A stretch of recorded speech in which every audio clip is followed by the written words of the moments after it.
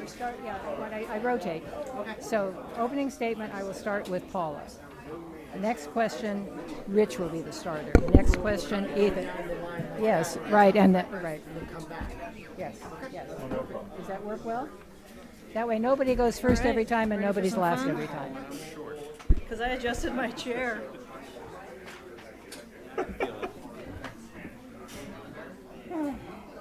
So what's your daughter's name?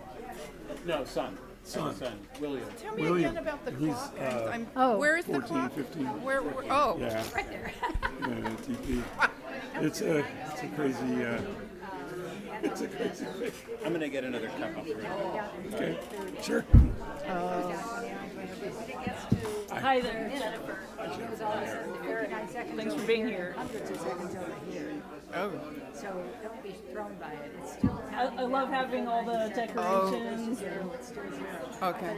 Oh yeah. From the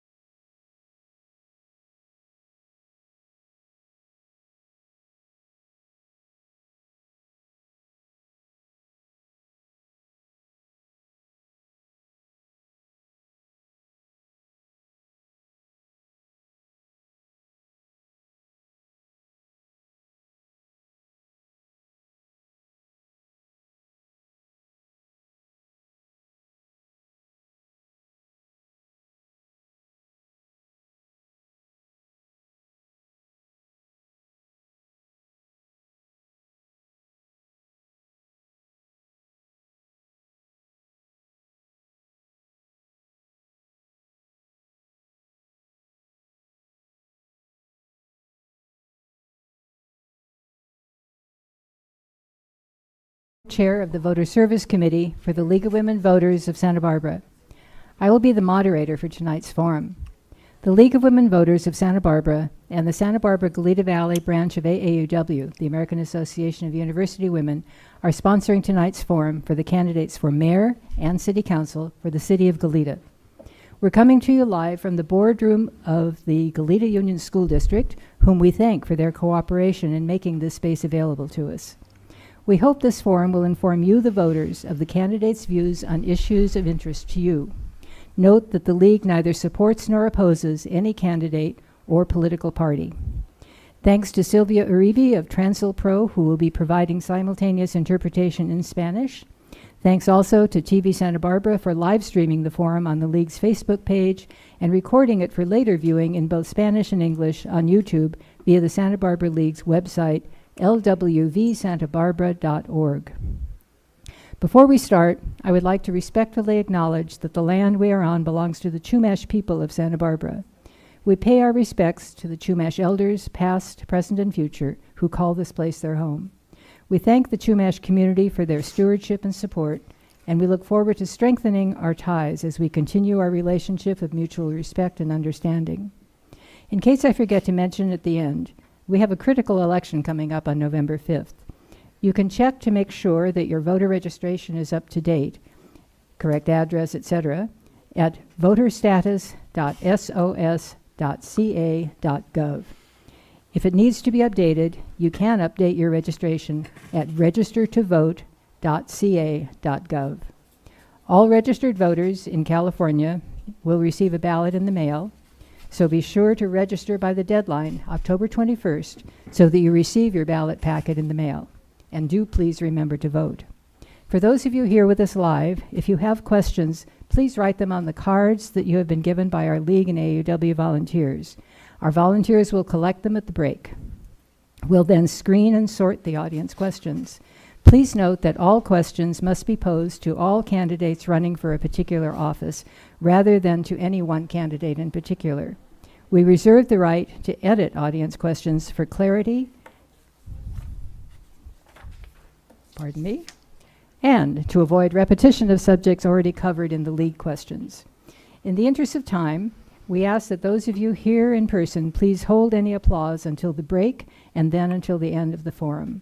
Also, please silence your cell phones and refrain from video recording of the forum. TV Santa Barbara is the only authorized recorder. Thank you for your cooperation. All of you are welcome to join the League and to make a tax-deductible contribution in order to finance voter education programs such as this. Go to our Santa Barbara League of Women Voters website at lwvsantabarbara.org to do that. All of the candidates for mayor and city council in the 3rd and 4th districts of Goleta are here with us tonight. Candidates for mayor are Paula Perotti and Rich Foster. Candidates for city council for District 3 are Ethan Woodill and Jennifer Smith. Candidates for city council for District 4 are Stuart Kasdan and Eric Gordon. Thank you all for attending and for running for office. Here's how our forum will work. We use the traditional League of Women Voters process and ground rules, which all three, this was from an earlier script. All of our candidates have agreed to follow. To maintain civility and the issue-oriented nature of our forum, we do not allow candidates to make negative comments about other candidates' character or qualifications, but rather we ask them to address their own qualifications and vision for the office and their views on issues facing the city of Goleta. We remind you again that this is not a debate, but rather a forum to allow candidates to give forth their views and qualifications. First, each candidate will make a brief opening statement of up to 2 minutes.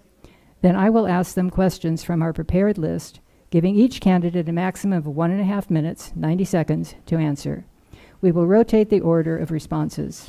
Most questions will be posed to all candidates. There will also be a few questions that will be specific to the mayoral candidates and a few that will be specific to the city council candidates. A League member will be operating the electronic timer. We will take a short break partway through to allow collection, screening, and sorting of questions from the audience. The candidates will have an opportunity to answer as many of these questions as possible within the remaining time available. Please note that we have plenty of questions, and it is not unwelcome to respond briefly or even to agree with your opponent. At the end, each candidate will have an opportunity to make a closing statement of no more than 90 seconds. If we're ready, let's get started. Opening statements, 2 minutes. We will begin with Ms. Perotti. Thank you to the League and all attending. In 14 years' experience of Goleta's Council, I've learned a lot. I've learned that progress requires listening to a wide range of interests, ideas, needs of our diverse residents and businesses, and reaching consensus. I've also learned a key to governing is understanding that Goleta is not an island. We're surrounded by an alphabet soup of special districts and agencies. We have GWD, APCD, SBCAG, and more, plus other jurisdictions affecting Goleta abound, such as county, state agencies like UCSB, HCD, and Caltrans. For some strange reason, none of them simply bow to the will of Goleta's mayor or council. It takes trust and relationships to succeed. Why? Because most of our big challenges like transportation, water, traffic, housing, and homelessness are regional. So progress depends on regional cooperation. And when sudden events occur, fires, oil spills, COVID, working together is critical. So I've learned that endorsements really matter. I'm endorsed by the entire City Council, Supervisors Capps and Hartman, and who represent Goleta, and regional leaders, including State Representatives Hart and Lamone and Congressman Carbajal. I've also earned endorsements from the Deputy Sheriff Association, firefighters, Central Coast Labor Council, Sierra Club, and more. These regional organizations representing first responders, our working families, and our environment are key to Goleta's success. Their endorsement now show that I'm the leader they trust and want to work on regional challenges and opportunities. Thank you now, and I hope to, between now and November the 5th, I hope to earn your endorsement and your vote. Thank you. Thank you. Mr. Foster, next. Good evening, and thank you for coming tonight. I'm running for the middle of the road, no preference party as a candidate. And this should be a nonpartisan election. It's not an election that should be driven by national issues or by party platforms, but it should be on the basis of what serves our community's needs the best. Personally, I want to curb spending. One of the strategic goals of our city's finance office is to explore ways to increase tax revenue. Now the City Council is considering doing a vertical joint powers agreement whereby bonds for their various projects can be passed without going to the voters of Goleta. Increased taxation is not the answer to our city's overspending. We voted to raise the sales tax rate by 1% on B 2022. How did that work out for fixing your roads? Do we need a $32 million train station we're building? Or is a $50 million San Jose bike path a reasonable use of our expenditures? It's time for the voters to say enough is enough. The best measure of a success is not necessarily what was undertaken, but what the city failed to accomplish during their budgetary processes. Are your roads and sidewalks in better repair today? No. Has Old Town been improved by the restriping? In my opinion, no. Why has the Lake Los Caneros footbridge not been replaced after 4 years? Or the Cathedral Oaks crib wall and the bike path not repaired after 8 years? After 14 years, where's Fire Station 10? And this is at a time when our city's rezoning for hundreds and hundreds of new units in Western Goleta. After 16 years, what happened to the Western Goleta overcrossing? They voted to take that money away from Western Goleta and put it into the Old Town projects. This was a bridge that would have helped relieve congestion at Stork and Hollister, one of the worst and most dangerous ones in our city when it comes to car accidents and bike accidents. Time. Thank you. Next, Mr. Woodill. Let's talk about qualifications. What this means to the current city leadership, what this means to me, and what I feel qualifications should mean to you. Our current city leadership values someone who can hit the ground running because they know the way things work. I believe the way things work isn't working for you.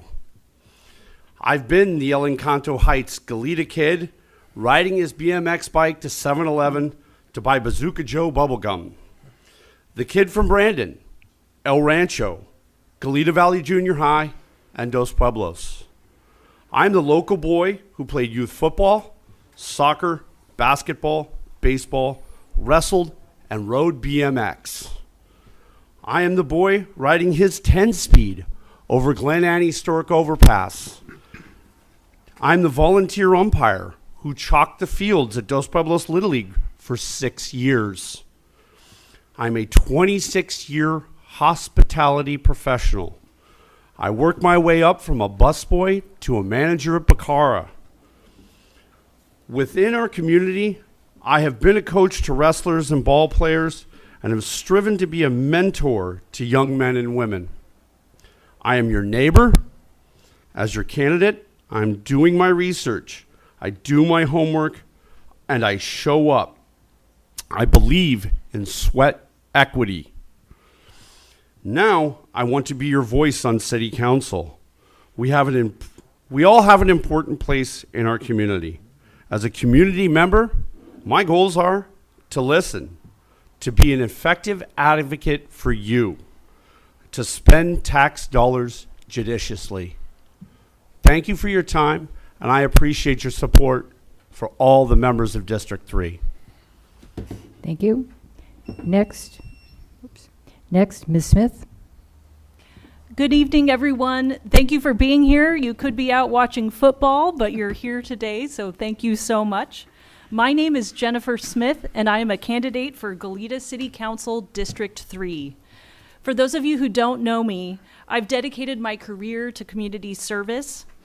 I first came to the area before Goleta cityhood to attend UC Santa Barbara, where I graduated with honors. I went on to attend UC Davis School of Law, earning a JD with a certificate in public service. I've been a licensed attorney for 17 years.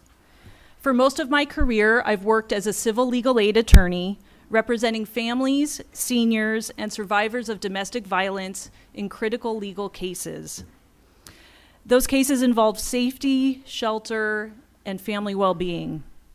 Since 2018, I've served as executive director of the Legal Aid Foundation of Santa Barbara County, leading a nonprofit organization of over 20 employees and managing a $3 million budget. I love calling Goleta home. I have lived in Goleta for 12 years and with an additional 5 years in the region, and my spouse and I recently became homeowners. So we're deeply invested in what happens in District 3. For the past 7 years, I have served on the Goleta Planning Commission, and I am committed to our community's vision in the general plan. As a commissioner, I fought to protect creekside setbacks, advocated to make story poles a requirement for large projects, and helped shape Goleta's very first historic preservation ordinance. I'm running because I want to ensure that District 3 has a representative that has our shared values. I will fight for our environment, for affordable housing for our neighbors and workforce, and to promote the safety of kids going to and from school. This is an important election. I would be honored to earn your vote. Thank you. Next, Mr. Kasdan, please. Thank you. So these are clearly challenging times. They're challenging times for Goleta as well as the nation.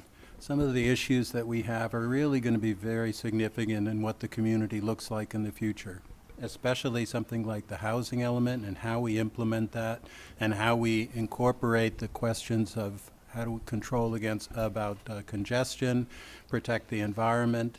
How do we ensure that we have adequate, affordable housing when this is implemented? This is also partly our role as kind of a bird dog, if you will, on the county's implementation. The county is proposing massive amounts of housing in and around the city's boundaries, and how well we can do in kind of controlling or at least guiding that action is going to be critical. We also have other issues that require some knowledge and understanding, like the airport. How well are we able to implement some measures that'll reduce the noise from the airport? Or homelessness. What can we do as these laws change in order to ensure that we reduce or eliminate homelessness in our area? I have the experience. I've been on the City Council for 8 years now. I worked before then in the Office of Management and Budget, which is the federal budget office, the White House budget office, and there I tried to control government spending and ensure that government programs are both efficient and effective. So I'm used to looking at government programs, the work that we do, and see how to make it effective, see how we accomplish our goals. And these are times when it really helps to know how things work here, and I look forward to carrying it on more. Thank you.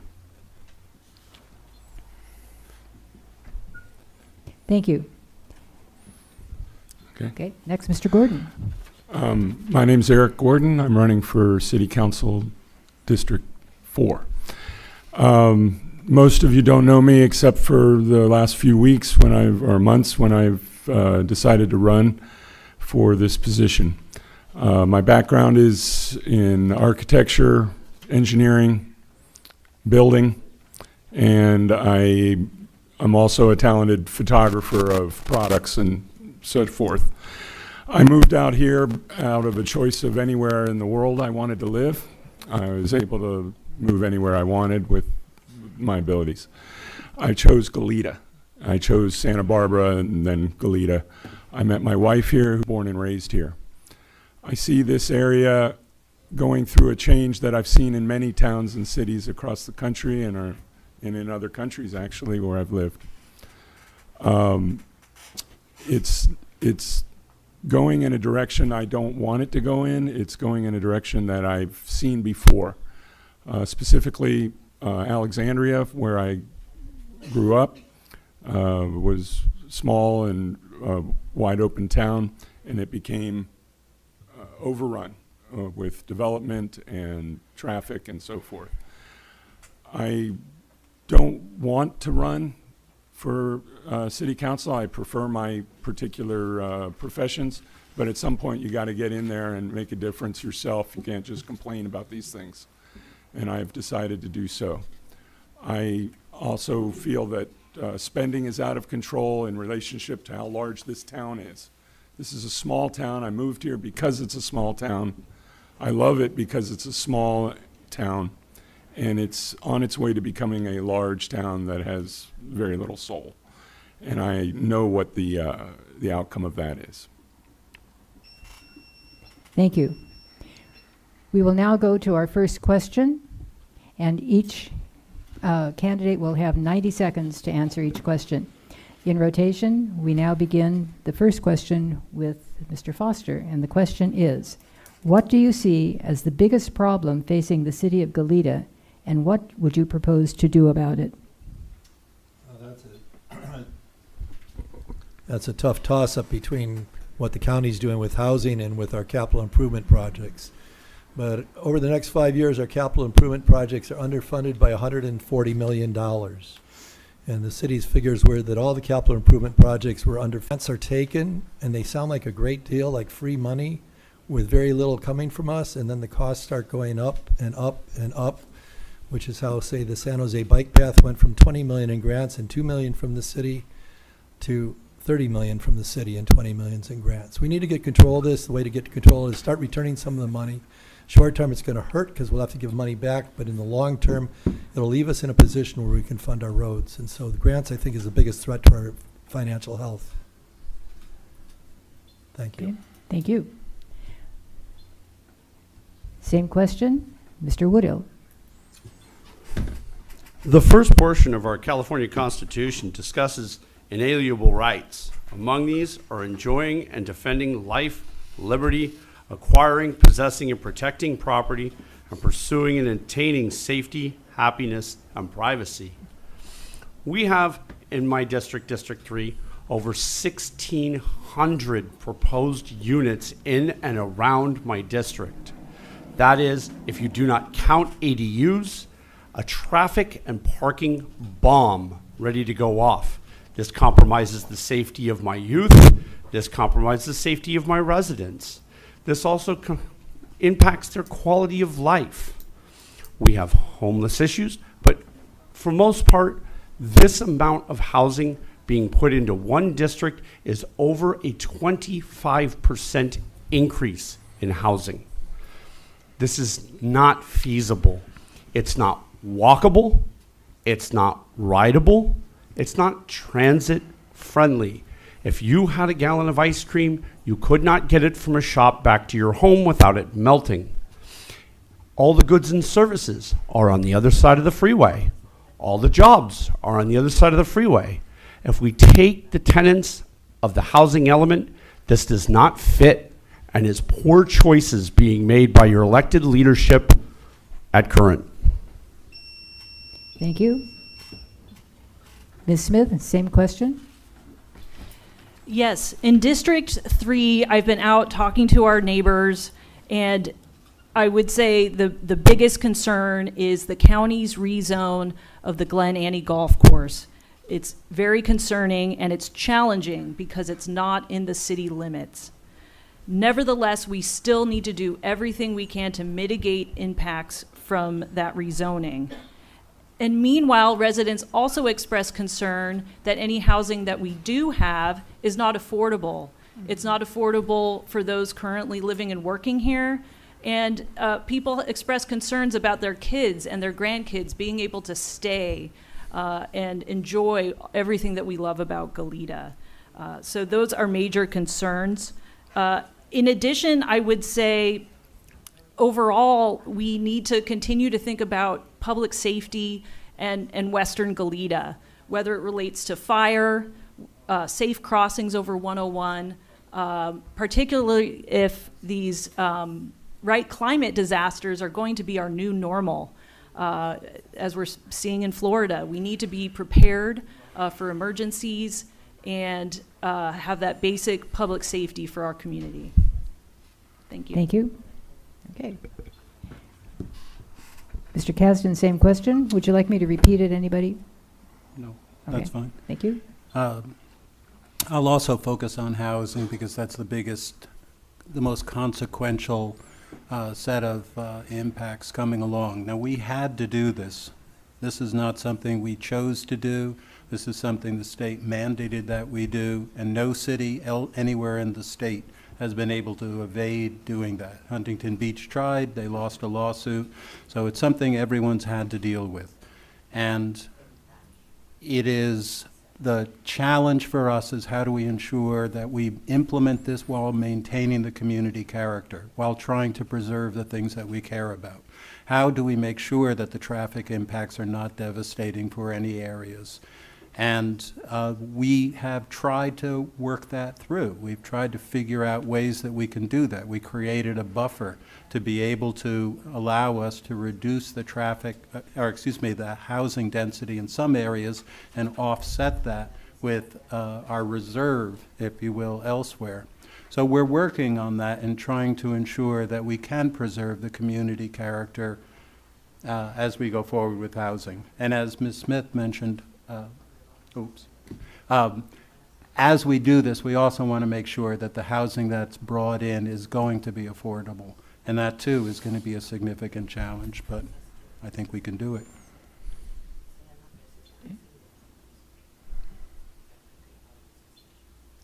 Mr. Gordon. Yes, I think it's the main issues facing Goleta are going to be affordable housing is kind of a misnomer. This is a destination area. I've been in the building trades and construction and developing.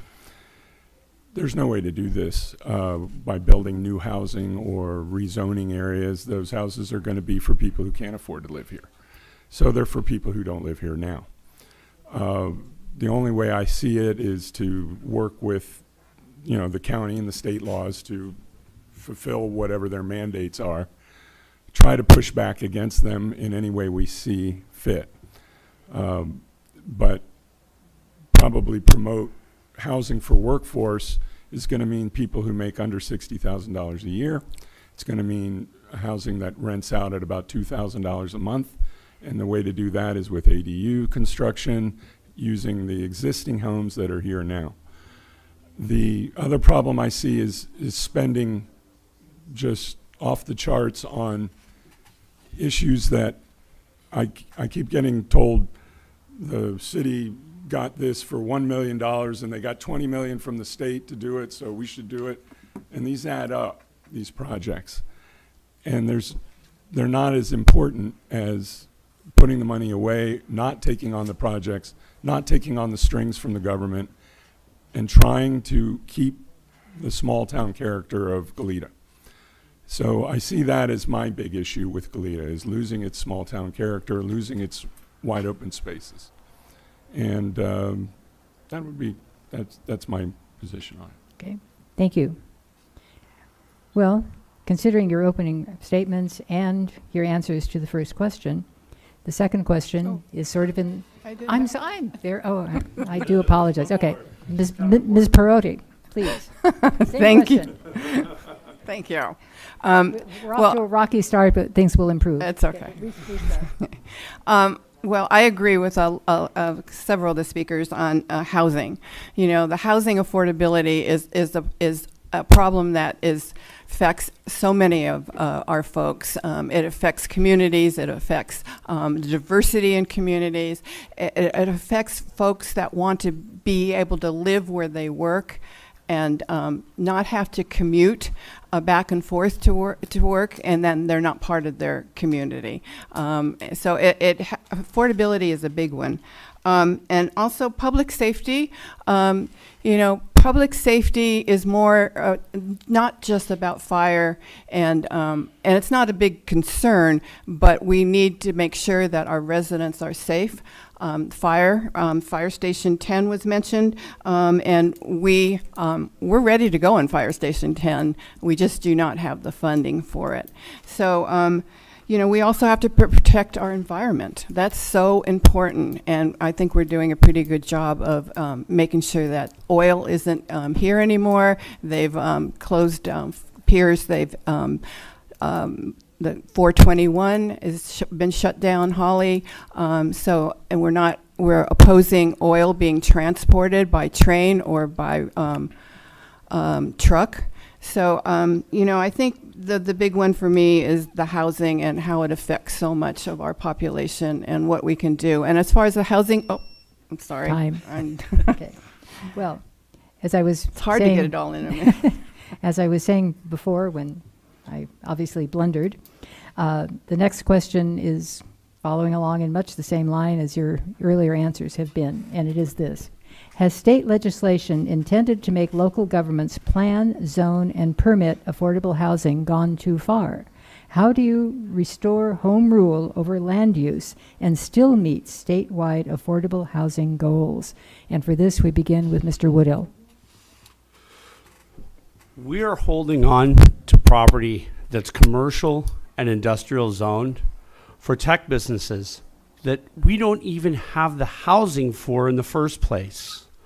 These properties need to be rezoned to mixed use, commercial residential and commercial industrial. That causes a little bit of a problem. Property owners don't want to do this because they're going to need a rezone. Rezoning is going to bring tax implications. We need to get these property owners out of bed and into bed with us. We need to bring them, wake them up, show them that we can bring them 100% occupied rent rolling property. That is something that property owners can see as a value. We need to put businesses on the bottom that are owner operated, locally owned businesses that benefit our economy. We need to have our citizens have affordable units in those properties. We also as well need to spread our housing out more organically, reducing the traffic impact, reducing the impacts, and also allowing people to be able to shop without having to go out beyond their location.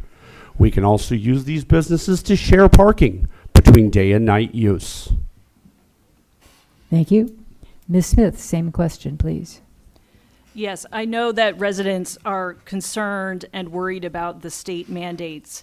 And in practice, the concern is that the result is not factoring in people of all income levels. The market rate housing doesn't consider that. We end up with luxury housing and housing that's not affordable for our community. And in addition, the Glen Annie Golf Course is a good example of areas where the state had certain intentions, but we ended up the county rezoned and went beyond the urban boundary into the open space. One thing I did as a planning commissioner is that I supported our inclusionary housing policy to be applied to new rental units. And what that means is that 20% of rental units in all large projects need to be deed restricted for low-income people and moderate-income people. And so that ensures that for any project moving forward, it'll need to meet that standard. These are definite challenges for our community, but we need to do what we can and what's within our control to ensure that the housing meets the needs of our residents. Thank you. Mr. Kasdan, same question, please. Thank you. So what we faced in the last round was that the state mandated that we could not use just infill housing, that is housing that's already within the city limits, that's already got that might have some development on it. What the state mandated was that we had to use vacant land. They required vacant land from willing sellers. And what that did was it forced our hand in terms of which lands would be eligible. We no longer had control over a planning process, no longer could choose which things made sense to us. So one thing that we need to do, there's two aspects to this. Number one, look ahead. We want to be ready next time as much as we can, have identified areas and figure out ways so that we won't be caught in some situation where we can't have lands that we think make sense be acceptable to the state. So work ahead. We have made assumptions before, as did other cities, about what might be appropriate. But the other thing, too, is that as we implement this current housing element, we've got to be able to show the state what they call progress. And that means we have to be able to figure out how to develop or produce affordable housing. And that's going to be the ADUs that we have. That's going to be small units. That's going to be the different types of inclusionary housing. We're going to do everything. Mr. Gordon, same question, please. Can you repeat the question? Certainly. Has state legislation intended to make local governments plan, zone, and permit affordable housing gone too far? How do you restore home rule over land use and still meet statewide affordable housing goals? Okay. Yes, it has gone too far. I'm not sure what the legal ramifications are of challenging it. I believe it's providing housing or forcing housing, mandating housing in an unequal treatment under the law to people who make over $250,000 a year or more. And so possibly a legal remedy might be to challenge them on that basis. The next thing is that not working, pushing back against the state in the way that they are doing what I see happening all the time, which is they're putting the cart before the horse. They're trying to build the housing, and they're not building the infrastructure, they're not building the roads, the parking, the electric, the water supply. All of these things need to come before you put in a lot of houses. If you don't do that, you end up with massive traffic jams, safety issues. There's a lot going on in that regard. So I think that would be my answer to that question. Okay, thank you very much. Ms. Perotti. Thank you. And I agree. The state has gone too far. And I've said this on many occasions that although well-intentioned, possibly, it's a cookie-cutter approach that's not going to work. We can't fight it. We've looked at other cities that have and have lost a lot of money, millions of dollars in legal fees. And we just can't do that. And it would be irresponsible of us. Although what we can do is make sure that we hold developers to maximizing the affordables. We want the affordables, right? But minimize the impact that those affordables will have on our community. And that'll be a challenge, but I know that this council is up to that challenge. Thank you. Okay. Mr. Foster, same question, please. Many problems with the state mandate. This is not the only area where they're encroaching upon local control. And down the road a piece, we may see a lot of cities get together to campaign, maybe against Mr. Newsom's plan for 3 million housing units when we've lost 1 million residents. But the problem with their program is it doesn't consider infrastructure, it doesn't consider water supply, it doesn't consider utility supplies. They just say, here's the number for affordable housing. But it's not affordable housing. Their definition of affordable is big by design, whereas it's not necessarily economically affordable housing.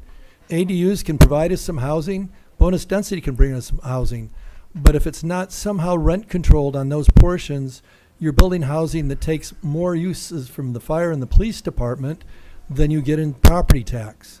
I would favor that on ADUs and for bonus density that there be a limited period of time where there's a rent cap on it, where you're going to have to prolong out before you can recoup your money from it. Otherwise, it's pointless just to build more market rate ADUs. That's silly. It's ridiculous to allow a developer to build bonus density units if they're just going to be market rate. The goal is to get economically affordable housing. I think that's one way to do it.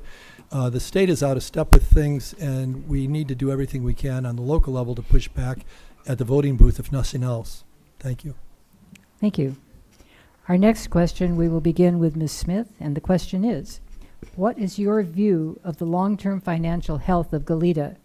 What do you propose to do to reduce costs, maintain infrastructure, and provide adequate services? Taxpayers have a right to be concerned about the budgets of their city government, and I think the city of Goleta should be commended. The other jurisdictions in our county, including the city of Santa Maria and the city of Santa Barbara, are facing very serious budget deficits, and the city of Goleta is not. And I do think that the current council should be commended for that fact. That said, we know that we're still facing some challenges, right? We know we have deferred maintenance. We know that we have important issues that we need to get. It's are also closely monitored as well, and make those forecasts for the future. So I think all of those things will put pressure, and we need to be cautious moving forward. Thank you. Mr. Kasdan, same question, please. Thank you. So first, let me clear up a few things. Spending is not off the charts. There's no increase in spending that we don't have. We have a balanced budget. Our spending has been consistent. And we're working through our priorities of what are important and how do we get there. Another thing to clarify is that this idea that we're promiscuously going after grants without any idea of what the implications are is wrong. A lot of the grants that have driven some of our actions are ones that were approved a dozen years ago or more, like the train station, for instance. So it's not that we are unaware of this, and those implications are long-standing for projects that took place a long time ago. We are figuring out how to get some of these things done, and for instance, the Firehouse 10, that is one where the MOU that required us to have to build the fire station is ending, and we've been negotiating with the county fire in which they would build the fire station there. And so we're trying to figure out ways and working with partners in order to accomplish our goals, and we're getting there. I could also talk about, to go back to the train station again, I don't think I have much time, but most of that, almost all of that, is grant money. It's not that we used all this city money. You can finish your last sentence. Right. But you're all being very good about cutting off. Okay. Mr. Gordon, same question, please. From the way I see it, we do have if not a spending problem, you've got a priorities problem. The priorities seem to be things like a train station, a fire station, which I approve of, but it's 16 years now in the making. We've got bike paths that are millions of dollars. We've got a homeless shelter that handles a few for, I think it was 25 million, something in that range, of which the city only had to come up with 600,000 or something, and then the rest came from a grant. Well, grants don't come without strings. There are reasons you have to build them in a certain amount of time, you have to finish them, and you have to maintain them forever. Maintenance, that's the horse before the cart, like I was talking about earlier, has to be taken into account. These things are priorities. I think the priorities should be our streets, our beach, our resources like water, and the concerns of the citizens who already live here. Those are my priorities. In other words, I'm going to listen to what you want, not what we've agreed to in the past. If we can, we'll get rid of those. And that's. Thank you. I feel like Forrest Gump. That's all I have to say about that. Ms. Perotti. Thank you. Well, as was said, the city is doing quite well. We do not have a deficit, as many other cities have. We've always been very fiscally responsible with our funding and our money, our reserves. We have a healthy contingency fund in reserve. And for all emergencies. It's quite hefty.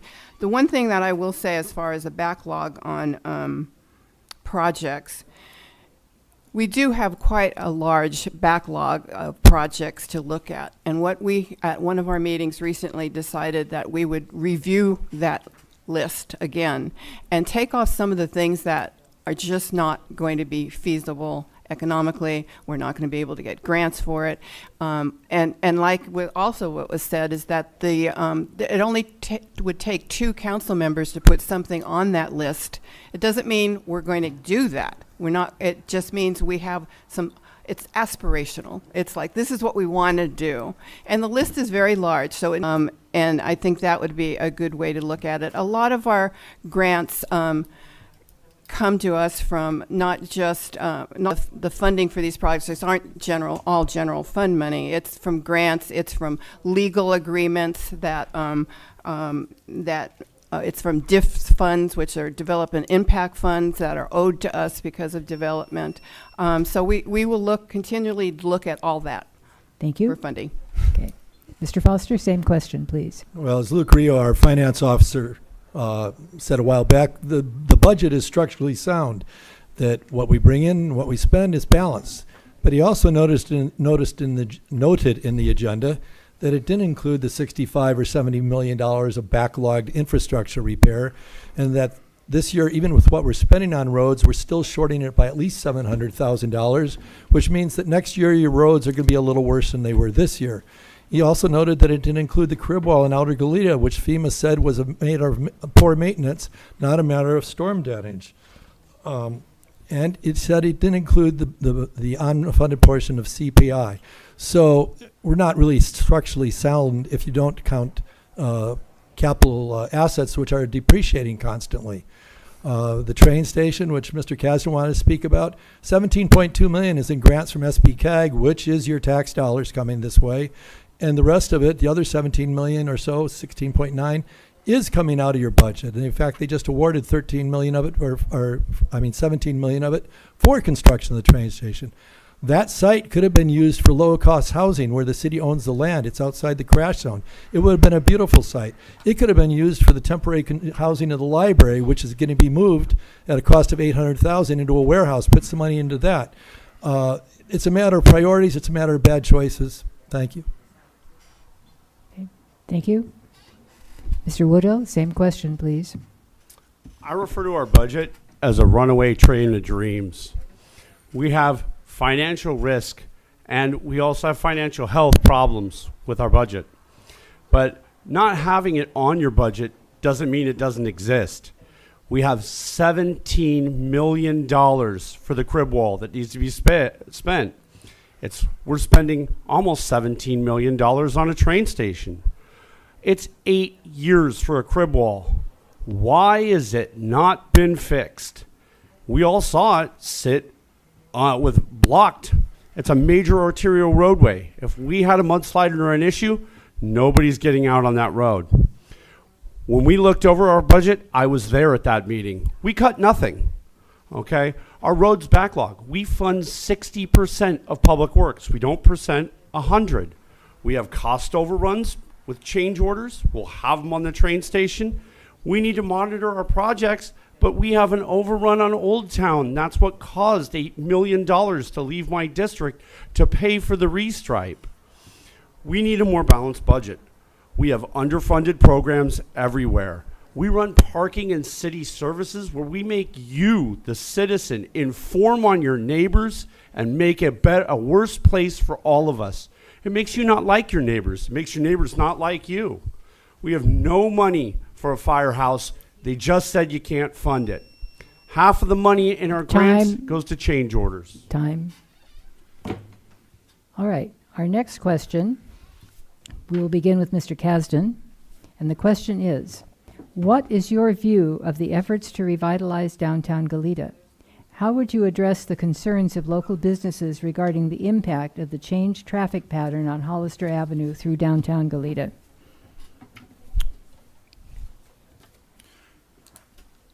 So our goals with the restriping and the Project Connect. Project Connect had 3 components to it. It has a roundabout, there's the Equifowler extension, and there's the restriping. Concurrently, at the same time, rather redundant, is the fact that Caltrans was also putting in the bridge on Hollister. So we had all this going on. So our goals for the project were, first, maintain circulation.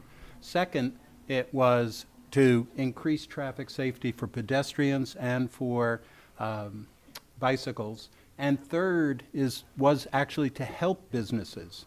And in doing so, our goal was to try and offset the environment that's here associated with the challenge from remote sales and online vendors. And what we're doing, so for businesses in particular, we just passed a measure to provide for promotion of businesses in downtown. And we're going to see, as far as we'll be listening, we'll be attentive. We put in, as far as the lane restriping, $1.5 million or so dollars. We have to figure out the actual impacts of our project versus the roundabout and versus the Caltrans project, because they're concurrently impacting the traffic in the area. Mr. Gordon, same question, please. When it comes to the question was about Old Town and what we're doing or what we think should be done. I can restate the question if you'd like. Please do. Okay. The question is, what is your view of the efforts to revitalize downtown Goleta? How would you address the concerns of local businesses regarding the impact of the changed traffic pattern on Hollister Avenue through downtown Goleta? Okay. From the people I know who have businesses there, so I'm a business person. I've owned and run 3 businesses in Goleta alone for over 15 years. I've talked to the business owners down in Old Town Goleta, and I have only met one that thought that this was a good idea to do. So I'm not sure who asked for this. If the businesses were consulted, do you need help? Is what you need a restriping project, or is it something else? My main concern is that it seems like these projects are being thought up and installed on people that they think it's going to help their business. It's not. They don't understand their business or what their problems are. They don't run businesses. So these projects like the restriping project that is occurring or the other projects that are happening down in Old Town, are they really necessary? What are the priorities for this? Are we helping the businesses, or are we coming up with projects to do and then we have to get them done by a certain amount of time? It seems to me that restriping project was a bad idea. Okay, mistakes get made. Just undo it and stop doing that. Thank you. Ms. Perotti. Yes. Well, the Old Town, as you called revitalization, I like to call it investment. We're investing in Old Town was for a lot of different reasons. We, over the years, have had 2 parks put in. We've got community gardens, flashing beacons, and, you know, what we're trying to accomplish in Old Town is the safety for all modes of transportation, whether it's your cars, it's your bikes, or pedestrians. As far as the business will definitely do better with this project. We realize the frustration that businesses must be having with the slowing and the traffic right now, but that's usually only at peak hour. During the day, there's no traffic. But it will help them in the end because it will provide more parking spaces for them. It will provide 90-minute parking so that people can't leave their cars out in front of the stores all day or for days. So that's a problem that was happening there. It slows cars down. And most importantly, this project will take people out of the flood zone. The widening of San Jose Creek, they will now not be in a floodplain. And that will decrease their insurance and their property. So this helps not only businesses, it helps the residents. So this project was not to do damage to Old Town. We wanted to help Old Town and invest in Old Town. And these were the projects that we thought we needed. And yes, we did them all at once. Time. Mr. Foster, same question, please. I disagree with the word revitalization. It somehow implies that Old Town has been a failure. They've always had a very good return on their sales tax numbers. They've had a very low level of vacancies on the street. This is something that the Chamber of Commerce dreamed up with one time to sort of tell people that there was a problem in Old Town. The city has put a lot of stuff into Old Town that has improved the quality of life with the parks, the skate park, the splash pad, the community gardens, etc. What they failed to do is provide any parking around it. So now you have 3 low-cost housing developments all on the park that are fighting for the available spaces. In Old Town, the way you help the businesses, especially on the eastern end, is you restripe the center lane so that it becomes a turn lane anywhere you want. Right now, it's very limited. You can't turn left into places. You're not supposed to turn left out of a lot of places. If you go right, you get to the next street, it's a no U-turn. The next street's no U-turn, no U-turn. So you got to go around the block to go the other direction. I've talked to business owners who say they've lost customers because they find it just too hard to get to the store. This is a simple fix. The city already restriped part of it so buses could get out of the community center. If they continued that further down, I'm not talking about everything. I'm just talking about one section that will help business. Telling businesses that wait and see what it looks like in next March is not an answer to help them. That so far a lot of Old Town looks like a jobs program for traffic engineers. Thank you. Okay, Mr. Woodhill, same question, please. The Echo-Fowler project came before we were even a city and was outdated by the time we're 10 years past. Parking for days on end was a city problem due to lack of enforcement. Could have easily been solved if we would have taken active enforcement measures and made changes in our parking policy. We're having parking overruns in West Campus of Goleta.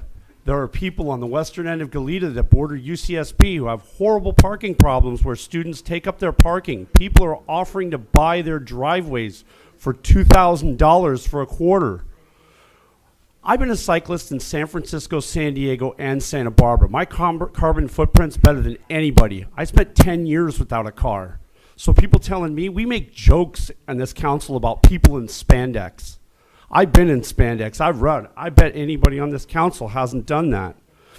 We're not attentive, we're not listening, we're not adapting to our business owners. We have caused major harm to them. And now we're taking out business licenses and we're giving them allegiance. We're basically taking money out of your pocket to fix it. What are we doing? Okay? Businesses are in fear of speaking out. Okay? We're using old traffic data from before 2014. I'm running around with it talking about people being dragged down the street. It's not incorrect, it's not ethical, and we're not having good metrics because we have 2 single influences on what we're doing. Time. Thank you. Ms. Smith, same question. Yes, there is a lot of community concern about Old Town right now, both for residents and businesses. And as a person, I run a nonprofit business, but I understand the challenges that business owners face. And in terms of where we are now, looking back, I think there was missed opportunity for proactive communication related to the project. A lot of discussions started pre-pandemic, and I know because I went to those meetings. There was community outreach, but we had the pandemic years. There were delays, and I think that there was a lot of communication that was missed during that time.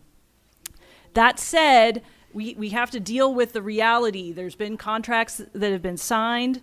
And I don't think we can simply just undo the striping because we still have the bridge replacement at the far end. And so there is still that bottleneck that happens on the eastern side due to the bridge replacement, which is really critical infrastructure that needs to be done. So I think it's important that we consider the reality. I think some tweaks and adjustments would help, and I know that the city is committed to considering those adjustments. They've already made some. And so I hope that will continue in the coming months, that we make those adjustments, and also look at community solutions. It doesn't just have to be government. Time. Thank you. Okay. All right.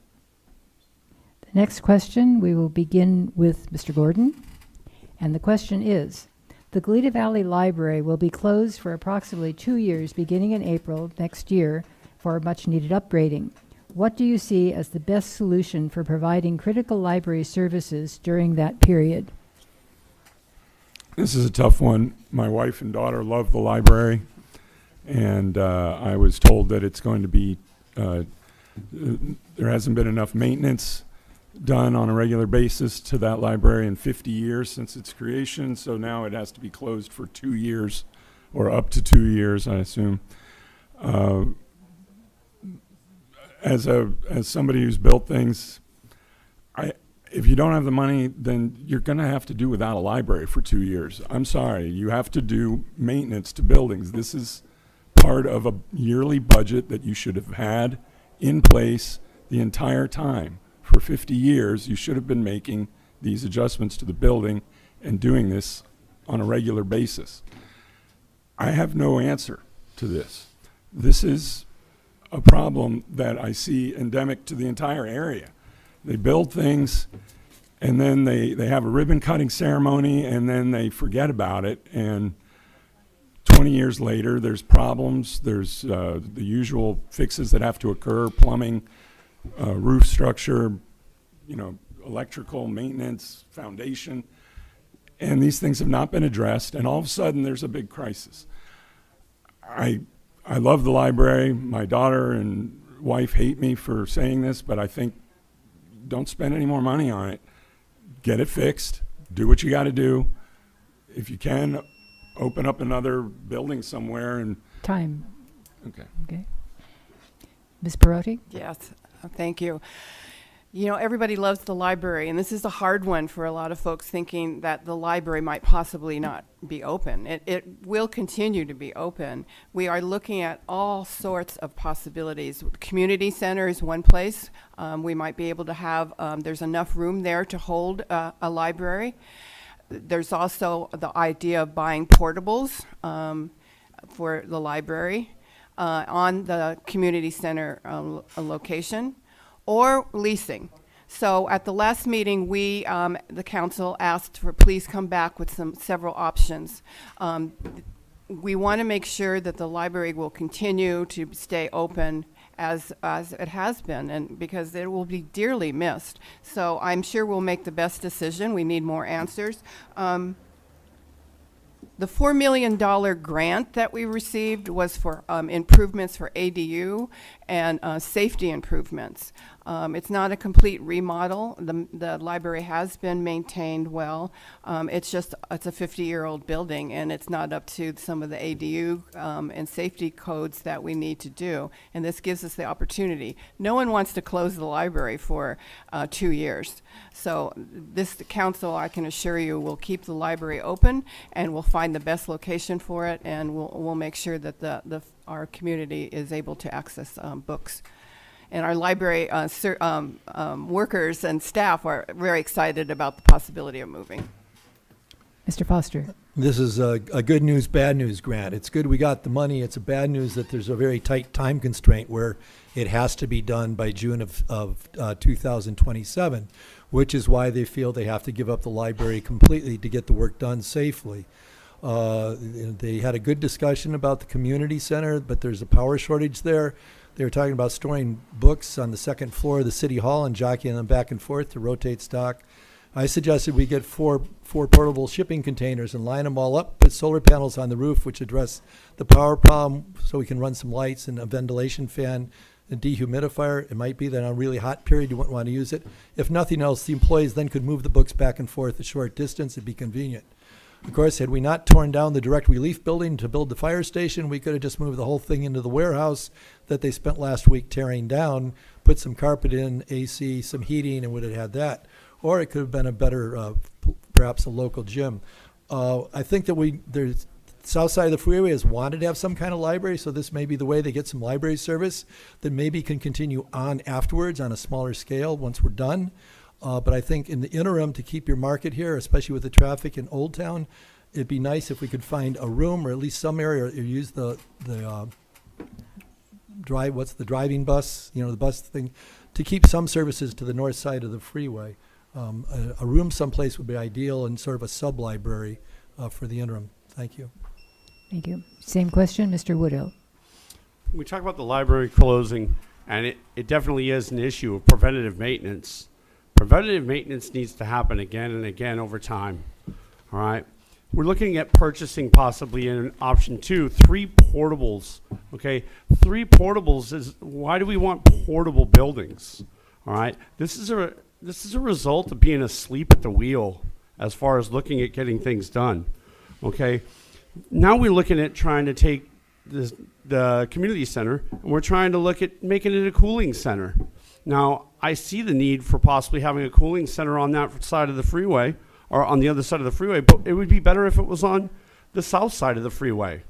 All right, we're looking at trying to redo the knob and tube in our community center. All right, that's just too much work. We're just basically doing more work and going to old buildings. Our kids need a sports facility. Why not start to build a building that makes a sports facility? We can house the library in it. We can bring cooling. We could also try and look at building that on the south side of the freeway so our Old Town kids can get to it. All right, we're begging people to lease space. All right, we're also, we're talking about alphabet soup. We talk about ADUs, ADAs. It's ADA we're talking about. We need to start talking to you in a language you can understand. Thank you. Ms. Smith, same question, please. Yes, I think the underlying thread here from all of these comments, we know how critical the library is for thousands of residents and visitors. And in addition, its current location in terms of being so close to the junior high school, and that there's no perfect solution. And so this is challenging. I've heard a lot of good feedback and questions from the community. I do think as a practical matter, the mix of using the community center for service and city hall for storage fiscally seems to make a lot of sense because the city owns those assets. But we want to be sure that services remain accessible. That's so important. What options are there with the book van? Maybe there is a leasing solution that could be available. I heard somebody mention the empty Bed Bath & Beyond.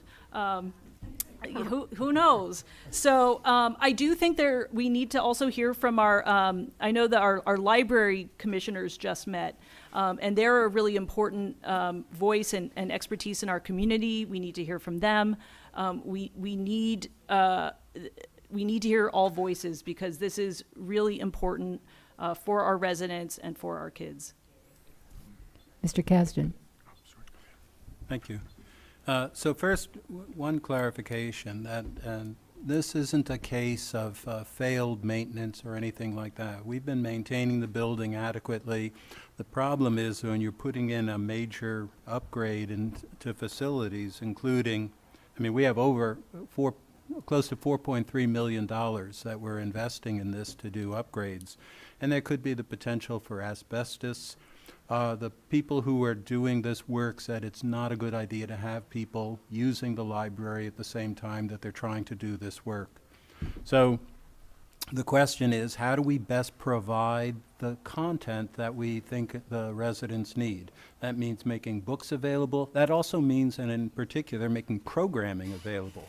For a lot of families, the thing that's so important for the kids, for seniors, for others, is programming and having those things to bring your kids to. And we'll look at different physical locations, whether in the community center or other locations, but we know what the goal is, and we're going to try and figure out a way that's cost effective in order to accomplish those goals that we have in mind. And it'll be a limited period of time, and we'll have a great library as a result afterwards. Thank you. Okay. The next question will begin again with Ms. Perotti. Okay. And the question is, how would you improve communication between Goleta city government and its constituents? How would we prove? How would you? Sorry. I'm sorry. Okay. How would you improve communication between Goleta city government and its constituents? Well, that's something I'm very proud of the city and what we've been doing. We first started out with a public engagement commission, and on that commission we have folks that wanted to figure out, help us identify and make make recommendations to the council on how to get more people involved. We started by nighttime meetings. They recommended that. We said yes. They also said that they would like to have a more engagement with like, I'm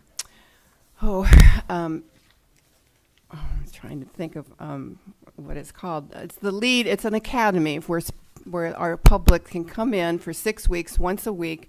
They come in and they learn all about the different departments at the city, and it's been very successful. We've also done Spanish interpretation at all our meetings now. All our literature is translated, and so I'm very proud of the work that we have put in, and we will continue to ask the Public Engagement Commission what else is needed that we can do to bring more people into City Hall, but more people, and Zoom. We have Zoom now, so more people can participate on Zoom.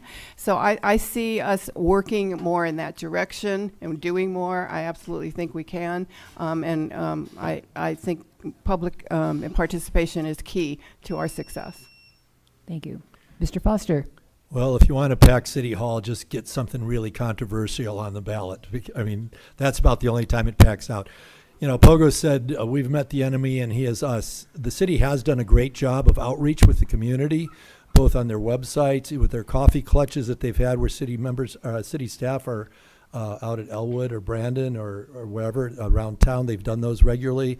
Coffee with Cops. I was at one the other day. Unfortunately, it was Stuart and I and not too many other people out to do it. So I'm not sure how you motivate people to get engaged, because week after week you see few people at City Council. I don't know how they do on emails from people, but they have done a lot of work to get people engaged. And all you got to do is follow. When the really hot button issues come up, you'll see a lot of engagement. Thank you. Okay. Same question, Mr. Woodill. One of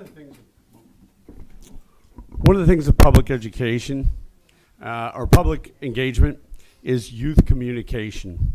Right now we have a problem. We have entrenched leadership, and entrenched leadership doesn't show much respect for the other side or for the public, as far as I'm concerned. Now, we had a restriping on Cathedral Oaks.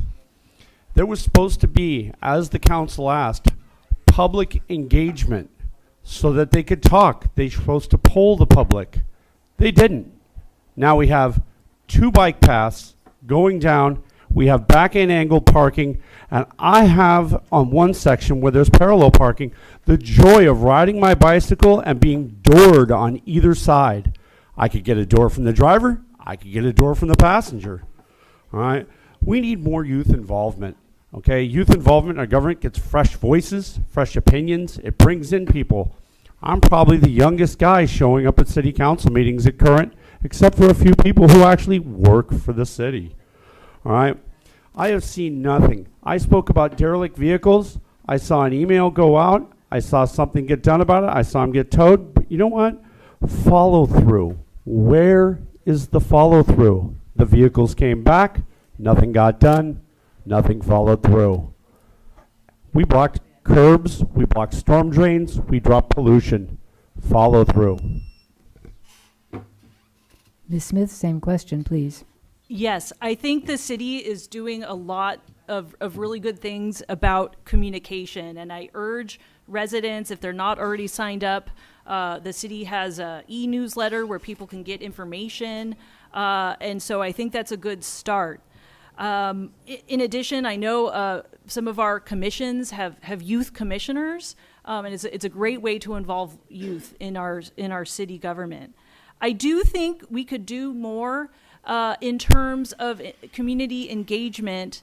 For example, partnering more potentially with our schools.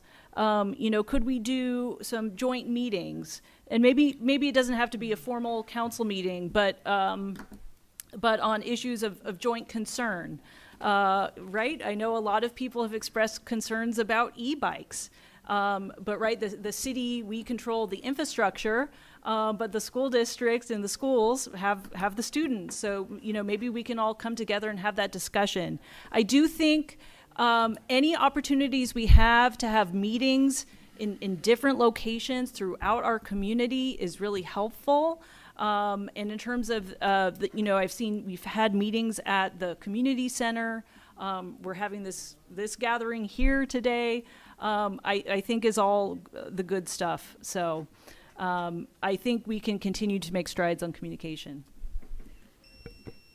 Thank you. Mr. Kasdan, same question, please. Yeah, it's a challenge. You know, it is trying to increase and get a lot of community engagement on issues, especially ones that don't impact people immediately, can be a real difficult thing. I mean, you know, when we had people leaving those scooters all around town, we got a lot of people there. When there was a risk of the butterfly grove being cut down, there was a lot of attendance. But other things that seem far off in the future don't necessarily garner that same level of attention. We did establish the Public Engagement Commission with that goal of trying to encourage more public participation. We also do use email and all those other tools. I've been wondering about the potential for something like neighborhood councils. If the city were to help develop neighborhood councils, some small, not elected, but some appointed members of some sort, but as ways in different districts, for instance, to give feedbacks to council members.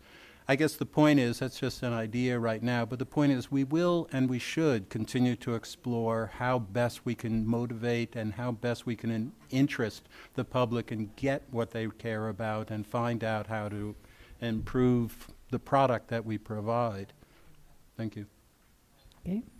Mr. Gordon, same question, please. Yeah, I as far as I can tell, the current city council has been trying as hard as they can to get their messages out through the usual channels like email and having meetings, regularly scheduled council meetings.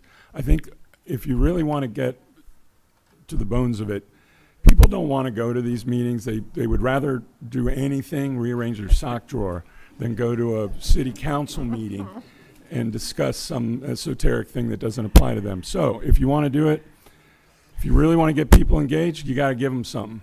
You got to put on a fireworks show. You got to have a movie night. You got to, and the price of admission is you got to sit for 20 minutes like at a timeshare and listen to the people discuss what their problem is. And then they can go watch their movie. They can watch the fireworks show. They can get free donuts and hot dogs, whatever it is. That would be my suggestion if you really want to get people involved. Okay. Thank you very much. We are now going to pose a couple of questions just to the mayoral candidates and a couple of questions just to the city council candidates. I'll begin with the city council candidates, and Mr. Woodhill, will start with you. And the first question just to the city council candidates is, the Goleta City Council has responsibility for the entire city, yet each city council member also represents the people of his or her own district. How will you balance these interests? Everybody has a place in our economy.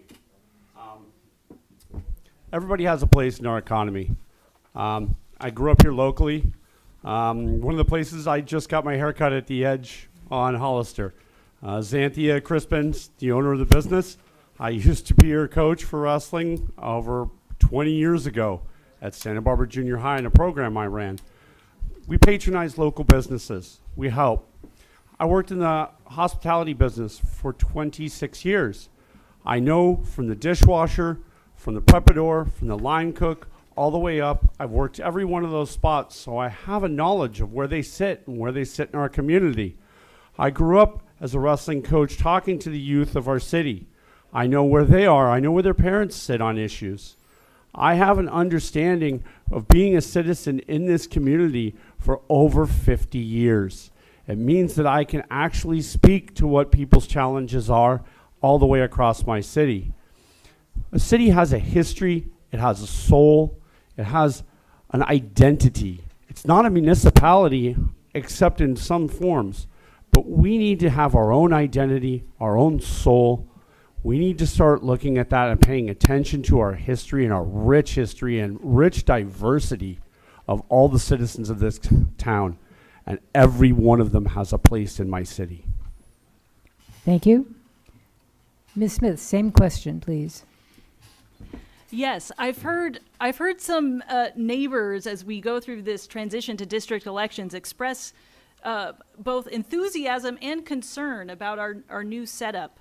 And so one thing I think I bring to the table is that because I've been serving as a city planning commissioner for the last 7 years, I've become versed in citywide issues. All of these issues that we've been discussing here this evening, whether it's our local infrastructure, our housing element, the library, all of these, safety issues, crossings, speed limits. These are things that impact all of us as residents of Goleta.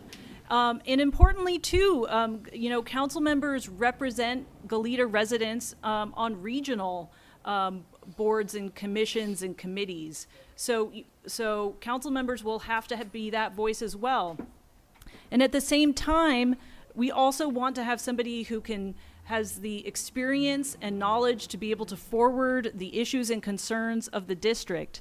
And so it is a balance. I love living in District 3. We have some of the best. We've got Evergreen Park. We've got the Frisbee golf course. I love the things that make our neighborhood unique and special. So it's a balance, but I think I have the skills and ability to do both. Mr. Kasdan, same question, please. So I guess there's two ways to look at it. First, there are local priorities. There are things that affect one particular district differently than other districts. For example, in District 4, we've got the airport that affects that area more so than District 3, for instance. So the impacts of the airport noise is really something significant and something that's a priority. The Elwood Mesa, obviously. Likewise, Firehouse 10. What we do with that. Those are things that are really going to affect that particular area. On the other hand, there are issues that affect the broader community, housing issues, homeless issues, and how do we do that? I don't want to see, and I try and avoid that zero-sum game kind of attitude to look at how do I look at my district and screw your district or something like that. I'm not going to do that. I aim to try and figure out how a mechanism, for instance, or a process that seems fair. We look at the highest, benefit cost rather than say what's in my district, or so what is the best public benefit for the city as a whole. And so that's, I aim to look at something when it's that sort of process to what can we do that benefits the city. Thank you. Okay. And Mr. Gordon, same question, Repeat please. the question, please. The question is, the Goleta City Council has responsibility for the entire city, yet each city council member also represents the people of his or her own district. How will you balance these interests? When possible, I will always listen to the citizens in my district and consider what is before the council and how it will affect my district first, but I will also vote, like everyone else, with the other city council members for matters that affect all the districts. But my responsibility, if I'm elected, is to represent my district. How will this affect District 4? So previously we've been talking about Old Town matters and things that are happening at the Crib Wall and Cathedral Oaks and all over. They do have an effect on District 4, but they're not directly affecting District 4. So things that affect me directly, I'm going to give them a priority and represent that. But I'm not going to, like Stuart just said, I'm not going to screw my neighbor just to get a better deal for my district. That would never happen. It's just, if I have a problem with something that's being proposed, I'm going to bring up the concerns of my district and why that I would vote yes or no for that project. Okay. Thank you. The second question to the city council candidates, and for this one we'll begin with Ms. Smith. What is the one most pressing issue in your district, and what would you do to deal with it? Oh, we have a lot of pressing issues in our district. It's hard to pick, Pick just one. pick one. We have to fix the crib wall. It is such a critical piece of infrastructure. It's the pathway, in and out of our community. We've already experienced what happens, when that area is closed. And so, I know that the city is exploring various options for how to fund that, grants and other things. So we need, it's going to be challenging, but we need to address that head on. And then over the long term, we need to have that plan for the maintenance so that we don't come into this position again. So having the long-term maintenance, and then also having a plan for, we know that storms and disasters and things make everything in terms of our infrastructure worse. And there's ways that we can get help with that, but maybe we're at the point now where cities need to be a little more proactive in terms of that planning. So that's an absolutely, critical piece that we have to address. Thank you. Mr. Kasdan, same question, please. So happily, we just finished the road on Phelps and restoring that road, and that had been brutal for a while. So I'm pleased about that. So enhancing the pavement and maintaining our pavement, that's a big one across the city, not just ours, but at least we got Phelps done. Airport noise would be something that comes up all the time whenever I talk to residents. It's especially there are people who are woken up at 5 in the morning or late at night, and for those people, it is not just a sort of a irritant. It's really damaging. And finding a way, we've had good conversations with the airport director, and the goal is to look for some ways to incentivize the airlines to use the existing noise abatement corridors that'll get them from going across the whole Elwood area and enable people to sleep. I also think that we've been implementing a big restoration project on the Elwood Mesa, and we had such a big die-off of trees, and bringing back the monarchs is a big thing, and we have restored the population significantly, and to continue to do that and have trails that are restored and the habitat restored, it's going ahead, and it's very exciting. Thank you. Okay. Mr. Gordon, same question, please. Yes. Sorry, once again, repeat.